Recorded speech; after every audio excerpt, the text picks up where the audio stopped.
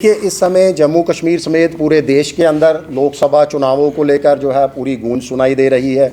जम्मू कश्मीर के ज़मीनी बहाली की बात करें, लोकतांत्रिक प्रक्रिया की ज़मीनी स्तर की बात करें तो यहाँ आपको याद दिला दूं कि 2014 के अंदर पिछले विधानसभा चुनाव हुए थे। 2018 में पीडीपी और बीजेपी गठबंधन सरकार का पतन हुआ था। उसके बाद लगभग 5 साल से ज़्यादा का समय हो चुका है, यहाँ पर विधानसभा चुनाव नहीं करवाए गए।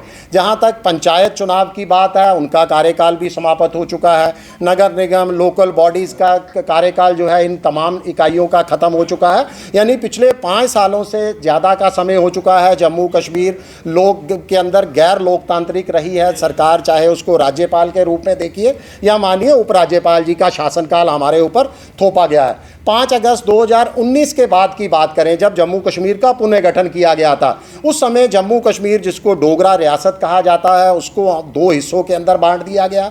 लेह लद्दाख हमारे से अलग कर दिया गया और जम्मू कश्मीर से राज्य का दर्जा छीन लिया गया। उस समय हमारे साथ केंद्र शासित प्रदेश बनाते समय जम्मू कश्मीर की आवाम के साथ बीजेपी सरकार द्वारा, जो केंद्र के अंदर इस समय बीजेपी की सत्ता है, बहुत सारे वादे किए गए थे, जिसके अंदर मुख्य वादे थे कि जम्मू कश्मीर को बहुत जल्द राज्य का दर्जा लौटा दिया जाएगा, जम्मू कश्मीर विकास होगा, रोजगार मिलेगा, हमारे कश्मीरी पंडित भाइयों की सुरक्षित घाटी वापसी करवा दी जाएगी, जम्मू कश्मीर को आतंकवाद मुक्त बना दिया जाएगा, अमन बहाली कर दी जाएगी, पीओके को जो है बहुत जल्द जम्मू कश्मीर का और देश का हिस्सा बना दिया जाएगा। इस तरह के तमाम वादे हमारे साथ किए गए थे, आवाम के साथ किए गए थे।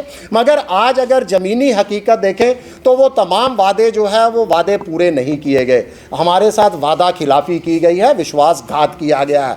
शिवसेना ने आज ये कैंपेन लॉन्च करने जा रहे हैं हम, पहले अधिकार फिर सरकार। यानी हम याद करवाना चाहते हैं जनता को, उन नेताओं को, वो तमाम वादे जो हमारे साथ किए गए थे। इस अभियान के तहत हम 9 मार्च को श्रीनगर से एक जन संवाद यात्रा या जन संपर्क यात्रा आप कह सकते हो, उसके लिए निकलेंगे हम। यहाँ से श्रीनगर से इस कैंपेन का आगाज़ किया जाएगा, जनता से सीधा संपर्क साधा जाएगा और जनता को वो तमाम वादों की याद दिलाई जाएगी जो पिछली सरकारों ने उनके साथ किए थे। उन वादों को पूरा करने को लेकर उनकी राय पूछी जाएगी। और मैं तो मानता हूं कि इस समय लोकसभा चुनाव जम्मू कश्मीर की आवाम के लिए एक बहुत बड़ा मौका है अपने सवालों के जवाब मांगने का, उन नेताओं से, उन सरकारों से जिन्होंने उनके साथ वादे किए गए थे। इसके साथ ही लगातार शिवसेना से ये तमाम पत्रकार लगातार पूछते रहते हैं कि लोकसभा चुनावों को लेकर हम अपने प्रत्याशी खड़े करेंगे या नहीं करेंगे।